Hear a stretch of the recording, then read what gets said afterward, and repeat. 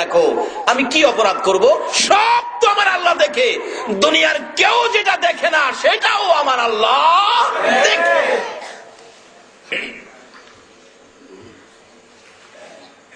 বাবা, তোমাকে যে বানাইছে, ওমরকে যে বানাইছে, আমাকে যে বানাইছে, সে মালিক তো দেখে। বাবা, আমি পানি দিতে পারবো না। কথাটা খেয়াল আছে? একটা মহিলা আল্লাহকে ভয় করে। আল্লাহ যে বলছে ভয়ের পুরস্কার কি দিব, দেখেন না কি দিতেছে কোরআন শরীফ। যাইতেছে, রাত্র শেষ, পানি দিল না মহিলা। ওমর চক দিয়ে দাগ দিয়ে গেছে ঘরের কোনায়। সকালবেলা ফজরের নামাজ পড়ে মসজিদে বসে ডাক দিলেন, এই আমার পুলিশের দল, ইমুক গ্রামে দরজায় চকের দাগ দেওয়া এই ঘরের মহিলাটাকে ধরে নিয়ে আসো, মেয়েটাকে নিয়ে আসো। পুলিশ রাষ্ট্রপতির নির্দেশ, মেয়েকে নিয়ে গেলেন।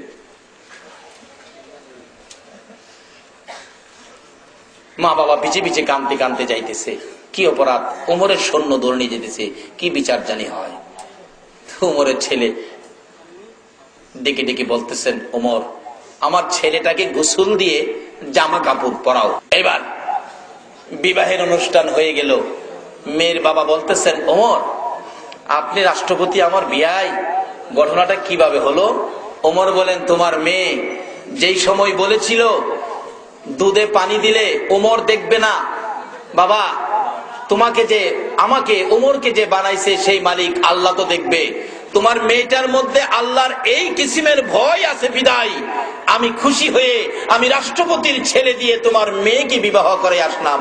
রাষ্ট্রপতির ছেলে গোয়ালিনীর মেয়ে বিবাহ করাইলেন, একটাই কারণ, মেয়ের মধ্যে কি আসিল বলুন? আরো জোরে বলুন, আল্লাহর ভয়। মাগো, শুধু দুনিয়ায় এই পুরস্কার না, হাসরেও তোমাদের পুরস্কারের বাজেট আছে যদি তুমি আল্লাহকে ভয় করতে পারো। আল্লাহকে ভয় করুন। আল্লাহ পাক কোরআন শরীফে নির্দেশ করেছেন, আল্লাহকে ভয় করলে বাজেট কত, কি যে বাজেট, 2 বছর ওয়াজ করলেও এই শব্দের ওয়াজ করে শেষ করা যাবে না। তাই আমরা একটা জিনিস, যুবক যুবতী, একটা ওয়াজ আজকে বাড়িতে নিব। আমরা অপরাধটা করব না, কেউ দেখবে না, কিন্তু কাকে ভয় করে অপরাধ ছেড়ে দিব? আরো জোরে বলুন, আল্লাহকে। কাজী এই চিন্তাটা মনে রাখা বাবা, যুবক যুবতীরা এই আলোচনায় যাও। সাথে সাথে আমরা পর্দার চিন্তা করব, কারণ মেয়ে পুরুষ উভয়ের মর্যাদা দিয়েছে। একজনের পাশে একজন। কোরআন শরীফ বলেছে, হুন্না লিবাসুল লাকুম ওয়া আনতুম লিবাসুল লাহুন্না। পুরুষের জন্য মেয়ে প্রয়োজন, মেয়ের জন্য পুরুষ প্রয়োজন। যেমন প্রয়োজন পোশাক, আমার এই পোশাকটা যেমন দরকার, এরকম প্রয়োজন হলো পুরুষের জন্য মেয়ে। মেয়ের পোশাকটা যেমন দরকার, এমন প্রয়োজন মেয়ের জন্য একটা পুরুষ। তার অর্থ এই না অবৈধ কিছু করা, তাহলে এলাকায় গজব আসবে, ঘূর্ণিঝড় সিডর আসবে, জায়গায় আগুন লেগে যাবে, অশান্তি আসবে, খুন খারাপি হবে, রহমতের ফেরেশতা চলে যায় যদি অবৈধ কাজে যুবক যুবতী লিপ্ত হয়। ইব্রাহিম খলিলকে নমরুদে আগুনে দিবে, কিন্তু রহমতের ফেরেশতারা চরক গাছে ধরে রাখে, সরাইতে পারে না। ইবলিস পরামর্শ দিলেন, নমরুদ, এখানে যুবক যুবতী দিয়ে অপকর্ম করাও। যুবক যুবতীরা যখন অপকর্ম লিপ্ত হলো, রহমতের ফেরেশতা চলে গেল, তখন চরক গাছের চরক ঘুরতে ছিল। ইব্রাহিমকে নমরুদ আগুনে নিক্ষেপ করেছে। যে এলাকায় যুবক যুবতীদের আচার আচরণ অবৈধ হবে, এই এলাকার থেকে আল্লাহর রহমত চলে যাবে, তখন ওই এলাকায় আযাব গজবের প্রভাব হয়।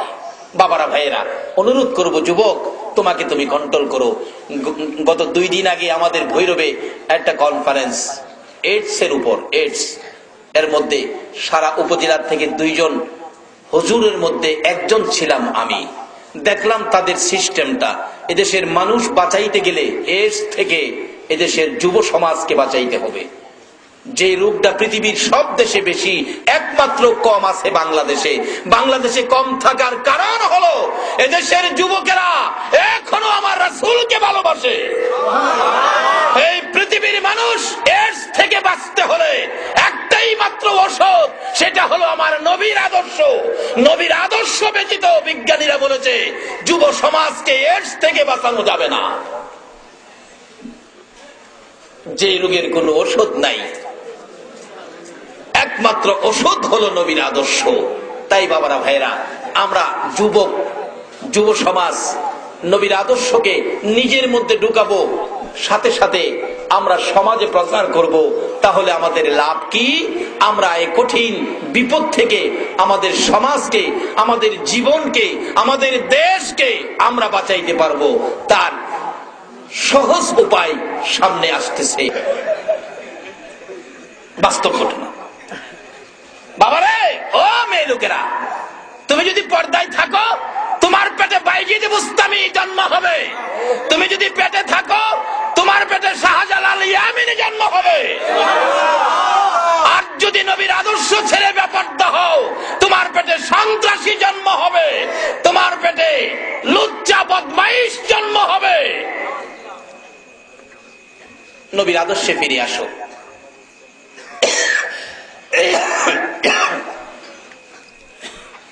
পর্দায় রাখেন। মাগো, তুমি নিজেও পর্দায় থাকো। মেয়েরে বেপর্দা করে দিয়ে স্ত্রী বেপর্দা মার্কেটিং করে, আর বুইয়া সাহেব মসজিদে তারাবি করে।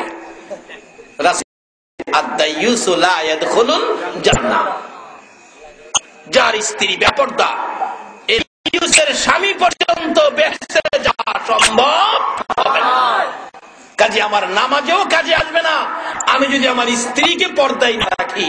আমার রোজা জাকাতে কাজে আসবে আমি যদি আমার উপযুক্ত মেয়েটাকে আমি পর্দায় না রাখি। আজকে রাত্র গভীর হলে রাস্তায় চলতে পারে। রাসূল বলেছে, আশারের নামাজ পড়ে তুমি দুয়ার আগে তোমার উপযুক্ত ছেলে, উপযুক্ত মেয়েটা বিছানায় শুইছে কিনা খবর নাও। বলুন, বাবা যদি গার্জিয়ান হয়ে উপযুক্ত ছেলে, উপযুক্ত মেয়েকে এশারের নামাজের পরে বিছানায় ঘুমায়া দিত, তাহলে রাস্তায় কোনো অঘটন ঘটতো? বাবারা, আসুন নবীর আদর্শটাকে সমাজে আনি। এই আদর্শ ব্যতীত বিশ্ব মানব শান্তির আশা করতে পারে না। এইবারের ওয়াজ কিছু কয়, এতে কি রাখছেন আপনারা? আমাদের যে রূপ, এই রূপ এই করা ওষুধ ছাড়া দূর হবে না। মাগো, তোমার মতো কত মহিলারা যেই ঘরে রঙের শাড়ি পরে বউ হইয়া ঢুকছিল, এই ঘর সাদা কাফন পরে বিদায় হয়ে গেছে। কাজী তুমিও একদিন বিদায় হবে। বিদায় হওয়ার আগে তুমি তোমার দেহটাকে কোরআন হাদিসের এক্সরে দিয়ে পরিষ্কার করো। আসুক, পরিষ্কার করে কবরে ঢুকেছে রাবিয়া বস্তি। রাবিয়া বস্তি কবরে ঢুকার পর মুলকিন নকিরা এসে জিজ্ঞেস করে, রাবিয়া তোমার রব কে?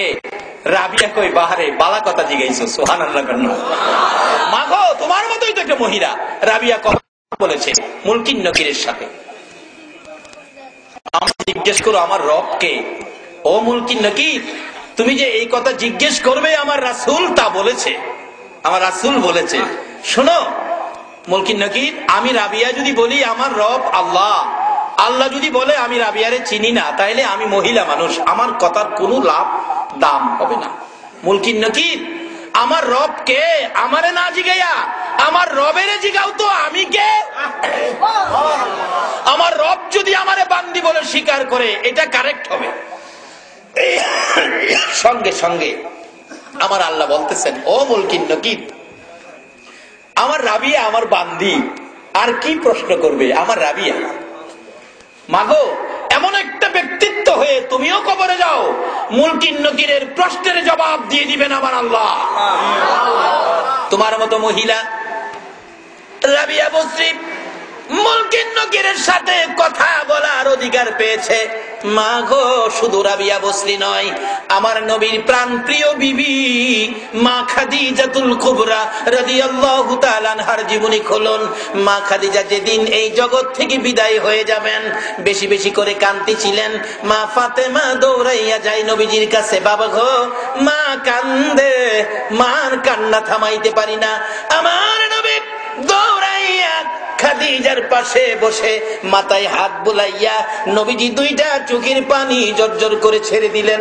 খাদিজা রে, যখন মক্কা নগরে কেউ আমাকে ভালোবাসতেন না, কেউ আমার পক্ষে ছিল না রে খাদিজা, তুমি ভালোবাসার মালা গলায় পরে আমি নবীর পাশে দাঁড়িয়েছিলি, আজকে তুমি কান্দো, আমি রাসূল সহ্য করতে পারি না রে খাদিজা, তোমার কান্না দেখে আমার চোখের পানি রাখতে পারি না।